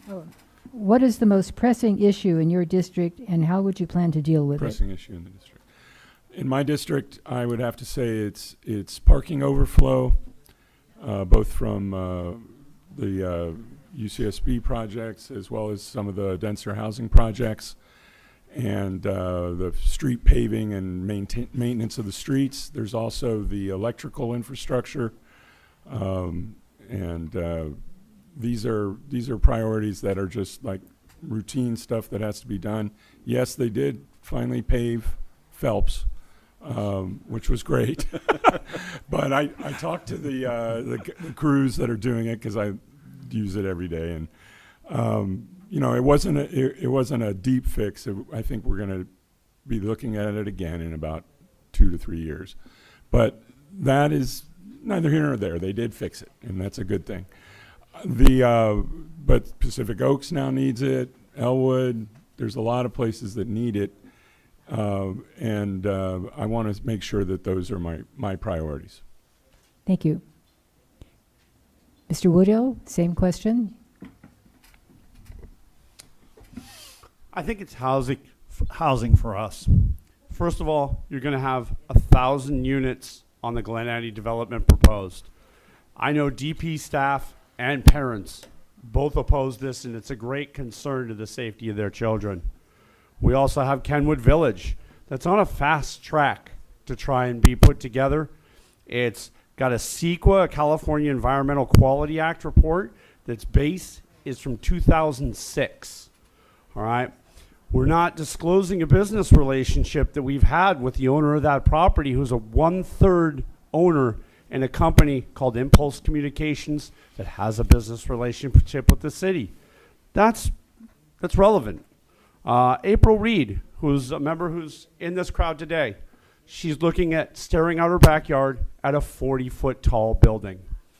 The residents of Tuolumne are looking at staring at 40-foot tall buildings. We also have the intersection of Kyriel and San Mateo, where people have been killed. We have Adolfo Corral and his wife, who were killed in Cathedral Oaks right behind my house, which increased traffic will cause. I give the mayor a commendation for looking to take speeds down, but that's not the full solution. Also on Cathedral Oaks, we did a cap and seal on my side of the road. It's not a down and back. It's not good enough. All the base and the product for all our new developments is going to come out of Elwood Canyon. Thank you. We'll now turn to the mayoral candidates, and I have 2 questions for you. And we'll start with Ms. Perotti. How would you describe the job of the mayor of the city of Goleta, and how is it differentiated from that of other city council members? It's busy. The mayor is responsible for setting up the agenda and running a meeting and, managing 4 other council members at the meeting, which we're lucky we have a council that get along great and are respectful to each other, and we get things done. I'm the face of the city for fun events. That's the regional ribbon cuttings, but I'm also the person that goes to all the regional SBCAG, that's Santa Barbara County Association of Governments, MTD. So I'm responsible for a lot of the regional meetings and then bringing back the information to the full council. So in a way, I don't look at myself as different. There's some responsibilities that I have, but I look at all of us, 5 of us, as a team. We work together very well. Not any one person is more important than the other. So I always try to be fair with the council with presentations, that if I know they want to present a proclamation that's important to them, that's something that I will agree to. So I think there are things that I do have to do that's different from the council, but we all work really hard. Thank you. Mr. Foster. The mayor gets paid more. Oh. And there's a reason for that, because, council members are sort of described as a part-time job. Most of them have other places of employment, and I think Paula here works far closer to full-time than anybody else there on the council. And you are the question about, do you represent the district or do you represent the whole city? The mayor has the luxury of pretty much having to look at, decide, to vote for what's in the best interest of the whole city, and sometimes that's at the disadvantage perhaps of a particular district. The mayor also is sort of the point of the sword for when the community is unhappy. I imagine more email complaints go to the mayor's office, and they have to dispense this and pass it around. They also have to be the cheerleader for the city in terms of promoting Goleta as a fun, happy place where we all get along. So there's more to it, but there's less advocating for an individual part of the city than for overall policies of the city. Thank you. Thank you. Last question, and again, you are very welcome to be as brief as possible since we're running low on time. And we'll start with Mr. Foster. How would you describe your leadership style? Dictatorial? No. Humorous, obviously. Yeah, I have ambitions. Now, I used to crew yachts and stuff, and you put 6, 7 people on a small yacht out in the ocean under adverse conditions, and you better learn how to manage people and get along with them. I was first mate on a couple different boats, the larger being 120. That's when you learn some people skills, especially if you want them to go along with your agenda. You have to convince them that it's their idea. So I think the one thing you're working towards is sort of it doesn't necessarily be a unified consensus. If you can get that, that's lovely. But you do have to take in the consideration, and then if it's 3-2, you go with 3-2. You don't have to back up on that. I think that listening to people is really important. I love to talk. It's important to. The mayor's laughing about that one. But also I think it's important to hear what people are saying, and I think I'm pretty good at picking that up. And so I would see that's some of the most important issues. Thank you. Ms. Perotti. Well, I'm a little bit different in my leadership style. I like to listen a lot and talk. So we have a great council. So, I will continue to say that we respect each other, and I am very responsive to hearing what they have to say. I usually go last on my comments because I want to make sure that I understand what their concerns are, what their suggestions are, and of course, listening to the community. It's really important to me to make sure that the community is heard. That's why I encourage public engagement for more people to come in and tell us what they've heard. But for me, I think basically it's just I'm patient, I'm responsive, and I'm a good listener. Okay. And I smile a lot. I try. Thank you all very much. We will now take a very short break. If you have put a question on the cards that were handed out to you, one of our volunteers will now collect them, and we'll come back with a few of the audience questions and then closing statements. Thank you.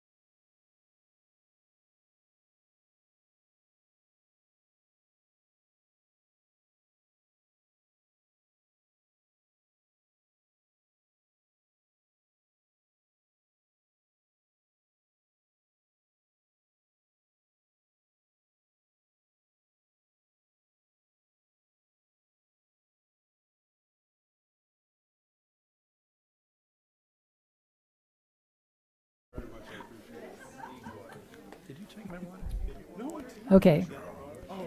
We are back. Thank you to all of you that submitted questions. Unfortunately, we're only going to be able to get to a few, and I would remind you that I did say in my opening remarks that some of you are not here for, that we do reserve the right to edit the questions for clarity and to be sure that they don't duplicate topics that have already been covered in the League's question, and that all questions must be directed to all candidates. I think we're only going to be able to get through 2 here in order to meet our time frame. The first question, and for this I think we will begin at the opposite end with Mr. Gordon and work our way this way. What is your position on extending Measure B, which protects ag lands, agricultural lands? It'll have to do with how it protects the ag lands, but I am all for protecting the agricultural lands of Goleta specifically and the surrounding areas. But the proof is, or the devil's in the details. How is it going to protect that land? What is it going to do to the property owners that are already working that land, and what does it mean? So I'd have to dive into it more. I'd have to look into it. I don't know. Okay. Mr. Kasdan? How's that? There we go. I support the extension of Measure G. I voted for it. And the key is that what we want is good planning. And the problem that we faced in the last go-round with the state and the county's action, is that it seemed that we didn't have good planning, that we were pushed into rezoning lands that didn't reflect our goals. Sprawl is not how we want to develop. And so the advantage of Measure G is it's trying to get us to set where we think makes sense for us to develop. Where do we want to see housing? It's not a statement against housing, and it's certainly not a statement against affordable housing. Those are things we do think are important, but it is a case where there's some lands we think we want to set aside. We want to have agricultural lands. We want to maintain our open spaces and parks. And so how do we ensure that we get the development to go where we think makes sense, where it fits in our city, where the transportation isn't impacted? And Measure G is a tool to help us get there.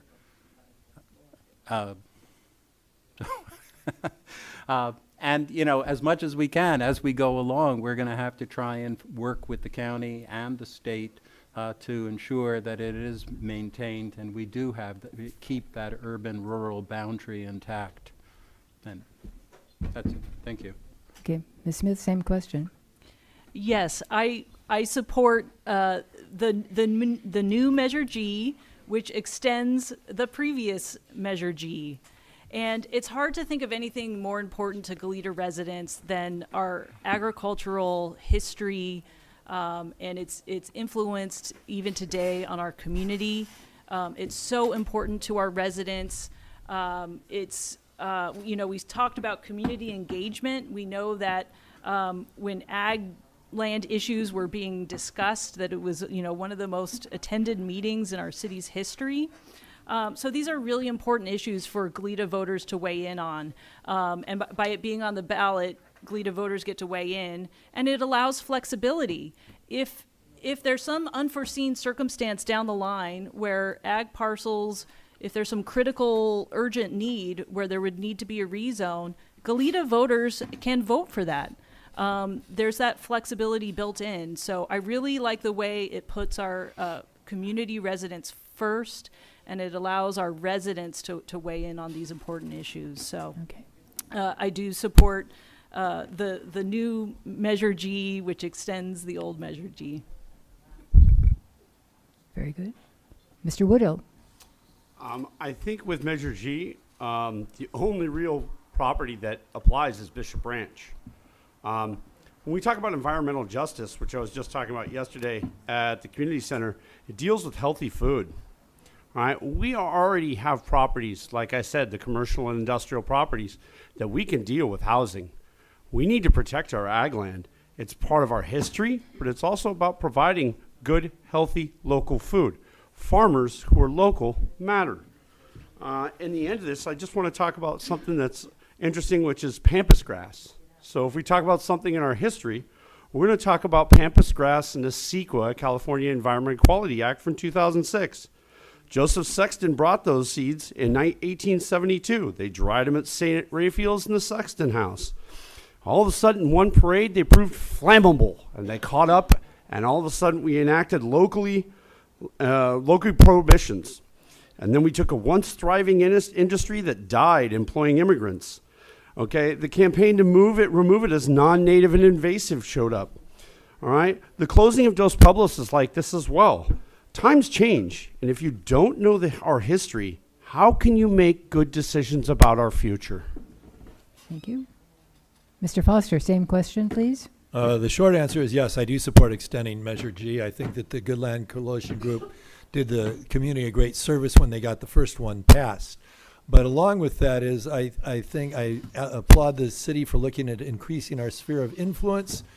We need to have a whole South Coast discussion on where the urban boundary line should be, because the county's starting to take little bites out of the urban boundary line here, a little one there.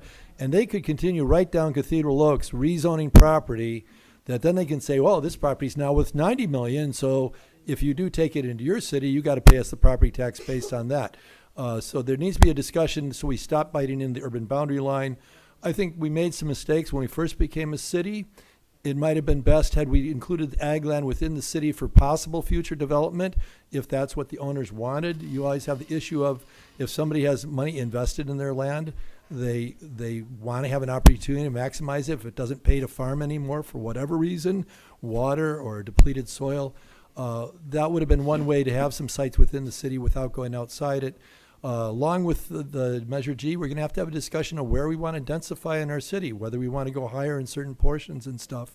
Otherwise, there's going to be really high-end pressure on the outside to expand. For example, if the Crown family suddenly decide to sue us to rezone Bishop Ranch or really fund a campaign. So it takes more than just the Measure G. Thank you. Okay. Ms. Perotti. Thank you. Sorry. I helped along with Bob Wignott and several of us with the initiative for the first Measure G 2012. And so I definitely support the extension of Measure G. I like the idea that I heard good planning. It is good planning, because we realize that in 8 years from now, and when the state says we have to build more homes in a housing element, there is a carve out on that site that you could find something you really like and then take it to the community. But it gives the community an opportunity to vote on it. So it's good planning, it's flexible, there's a carve out. Once agriculture land is gone, it's gone. So I definitely support Measure G. Thank you. Okay, this is our last question from the audience. And we'll begin this one with Ms. Perotti and go the other way. FEMA strategic plan states that that the number one goal for emergency services is to instill equality as a foundation of emergency management. How does Goleta plan to support and develop this idea? I'm not sure I understand the question. Is the strategic plan from FEMA for emergency responses, I assume? Well, we work very closely with, we have a position at the city that's for emergency preparedness. And when there is an emergency, his name is Mike Barris, and when there is an emergency, and he will go off along with other staff members and meet with all the emergency headquarters and just come back with all the information.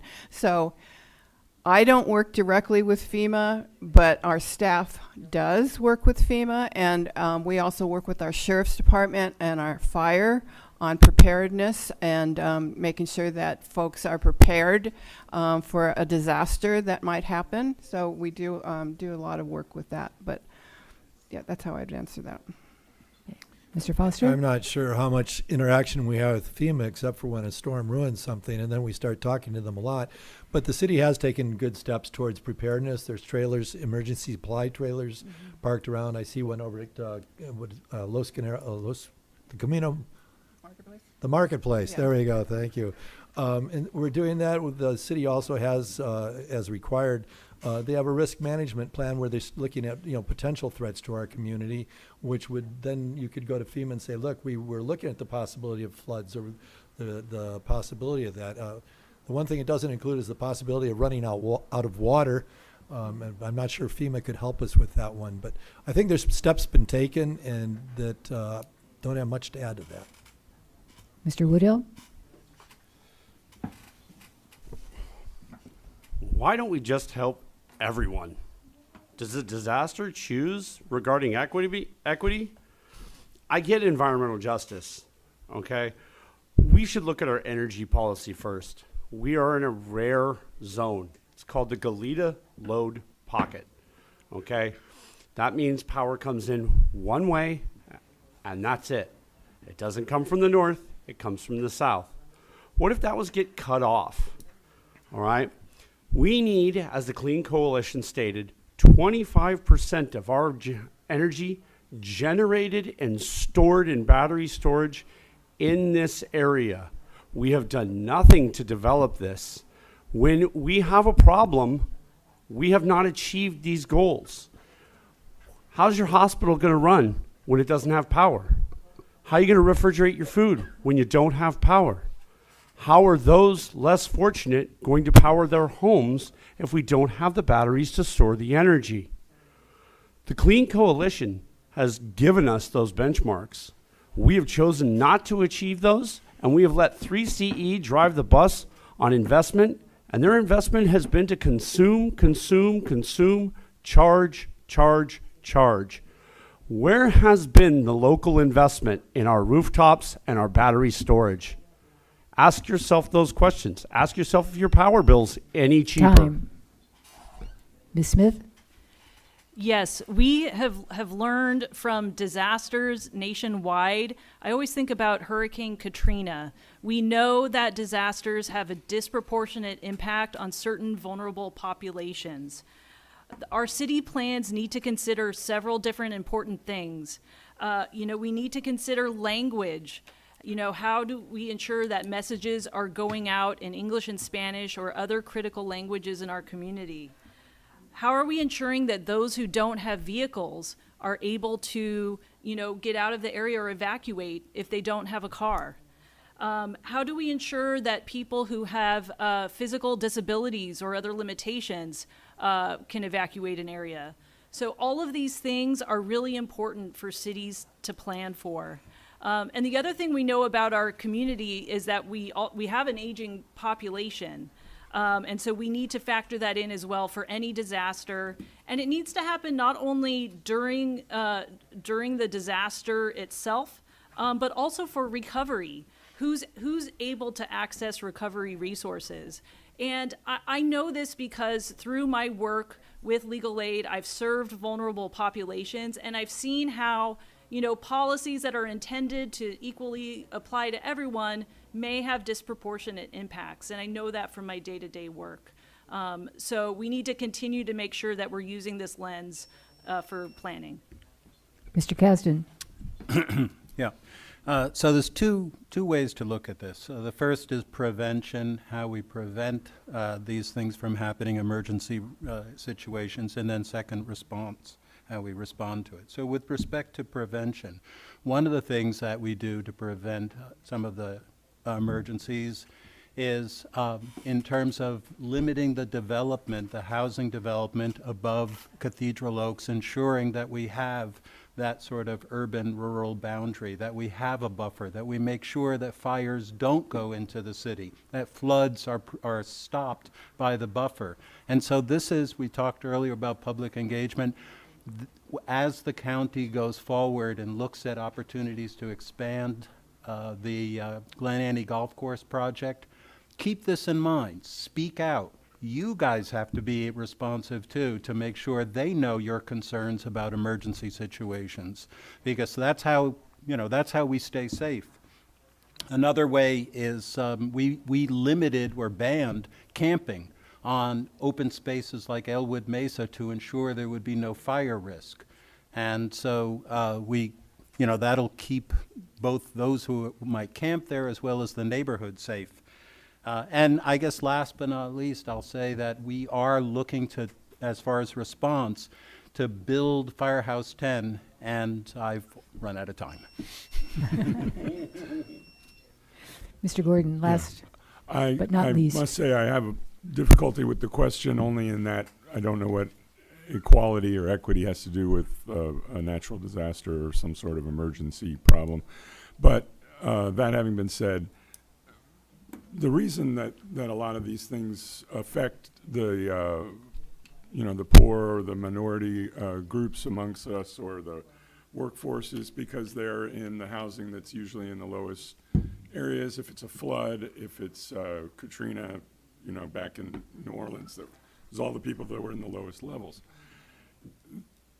How do you access that? I don't know. I think that the emergency management crews of Goleta and the South Coast have been some of the finest I've ever witnessed, and I've been here quite a long time. So I don't really have any answer to the how do we work equity or equality into this. All I can say is that pre-positioning helps. Cutting down trees can help prevent fire, making fire breaks. Having pre-positioned water and resources, they're doing that. And try not to think about who gets what when an emergency happens. Help the people who are being in most need. Okay, thank you. We'll now go to closing statements. For this, I think we'll begin at the, let's see, you gave the first opening statement. Mr. Gordon, will you give the first closing statement, please? Sure. 90 seconds. So, in case you haven't noticed, I have no paperwork in front of me. I basically speak extemporaneously and just try to understand. It's mostly because I have none of the experiences that the people that I'm running against, like Stuart, have or others, but also because I try to think of things the way I would handle them. And that's how I'll run in city, council. I use the experience I have running businesses. I have the experience I have getting along with people and marshaling people and machines together to get things done. And what I've stated before is I have absolutely nothing against my opponent at all. I just think that it's time for a change. You don't have people in office this long. If you like the way things are going, then vote for Stuart. If you want to change and you think, it's time, vote for me. And that would be my closing statement. Thank you. Mr. Kasdan? Oh, thank you. So this past weekend, I spent it at a reunion. I had been in the Peace Corps a long time ago. And so we had a reunion of the people who were Peace Corps volunteers at the same time living in the same area. And where, when we were younger, we would have been maybe gone out dancing or whatnot. But we're older now, and so people were showing pictures of their grandchildren and talking about cruises they might go on. But there was another thread to the conversation. There was a different thing that people also talked about, and that was giving back. They sought the opportunity to be able to give back provide more to the community that they lived in. And as the mayor can attest, it's a common theme we always see from people who come and want to get on boards and commissions. I've been a Peace Corps volunteer, obviously, as I mentioned. I was an Eagle Scout also, worked for the federal government. I believe in service. I believe in providing public service. And I've been able to be on the city council. I've been able to do that as a city council member, to create programs to help the community and help individuals who need it. And it's been a privilege, and thank you. Ms. Smith? Thank you. District 3 deserves a representative who is ready to lead from day one. And I promise to bring a new perspective to the City Council, applying my legal skills and my years of public service as your District 3 council member. I'm endorsed by trusted community groups, including the Goodland Coalition, the Sierra Club, and Central Coast Labor Council, which represent the voices of those who care about protecting Goleta's unique character, protecting our environment, and supporting our working families. I've earned this trust through my hard work. As a commissioner, we've had late nights and long discussions, but most importantly, I listened to community feedback on important issues along the way. I vow to be a council member that has boots on the ground, who is responsive and transparent, and listens to resident concerns. We all know that Goleta is a special place, and District 3 is a special place, and most importantly, we have the high school that serves all of Goleta. With your support and vote, we can ensure that Goleta has a leader who is hardworking, understands the realities of the challenges we face, and can represent our city and our district with integrity. Let's honor the past, embrace our current challenges, and pave the way for generations to come. Thank you. Thank you. Mr. Woodill, your closing statement. Do you like what you see? Is it working for you? Are you tired of being in a small village outside the castle of Santa Barbara in the kingdom of Santa Barbara County? I want to stand alone with it. I want Goleta to stand alone with its own identity, its own history, and its own soul. Goleta is not a tech hub to rival Silicon Valley that will never have housing for its own people. A Goleta that isn't pandering to tourists, but a Goleta that invests and promotes the prosperity and long-term future of its residents. We need a Goleta that can see to the long-term needs to protect and keep safe its residents in respect to energy, public safety, infrastructure, and finance. I want a better, safer Goleta for you and your children. When Kenwood comes, who will defend you? I'll leave it at that. Thank you. Mr. Foster. A member of this audience one time told me that these forums are a little bit like weddings. You have the bride. Member of the audience told me that these forums are sometimes like a wedding. You've got the bride sides and the groom side, and everybody thinks they know which side they're on. But if you're not sure where to sit, I'm looking for the people that are centrist, sitting right up in the middle. And as a no-party candidate, I'm appealing to that crowd. For the undecided, I would say that if the condition of your streets satisfy you, if you support the way your tax dollars are currently being spent, and you don't mind higher taxes or indebtedness, then vote for the incumbents. If you think that our city needs different priorities, better choices, or greater financial discipline when it comes to capital improvement projects, vote for me, Rich Foster. Thank you. And thank you for sitting through all this. Ms. Parati. Thank you. Everyone up here agrees that Goleta is a special place, and we want to protect and preserve its unique character. It's such a wonderful place that more people want to live here, and more businesses want to set up shop here. Goleta's high desirability and quality of life is not an accident. It's the result of hard-fought cityhood and careful planning management during Goleta's young life. And it's also due to the hard work and determination by Goleta City Council, staff, and residents, past and present. I'm committed to continuing responsible, well-managed growth, even as we are forced to navigate the challenges of stringent state mandates. My fellow council members and I have been steadfast in pursuing our community's priorities, such as ensuring public safety, protecting our environment, supporting local businesses, and seeking more housing affordability.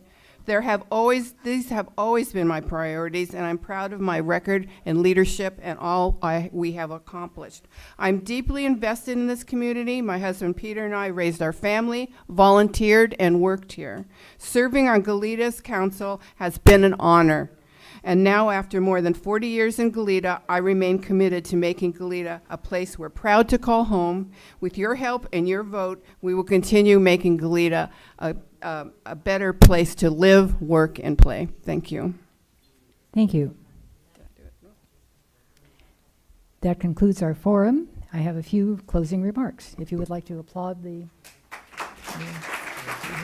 thank you all. Okay. Again, I would like to thank the Goleta Union School District for the use of this facility, to TV Santa Barbara for the video and recording, to Silvio Uribe of Transil Pro for simultaneous interpretation, our co-sponsors, Santa Barbara Goleta Valley AAUW, and the volunteers who helped with this forum. Also, thank you to the candidates for joining us this evening. We appreciate your commitment to serve your community. Thank you to everyone here and at home who has listened to this forum. We hope you found the program informative and useful as you prepare to vote. Finally, please make sure that you are correctly registered to vote and vote. Your vote matters. Mail-in ballots were mailed by the county beginning Monday, October 7th. You can then mail them in or drop them off at designated places. Information on where you can drop off your ballot instead of mailing it, the addresses of all the county's drop-off boxes, and the locations where you can vote in person if you so choose will be included in the packet of information that you receive with your ballot. Thank you and good night. Are we going to do the Trump Harris handshake? So we're going to do the Trump Harris handshake? You as well? That's the right. Oh, yeah. I guess that makes you Harris, makes me Trump. I don't know. That's the... You're in the middle, buddy. Remember. There you go.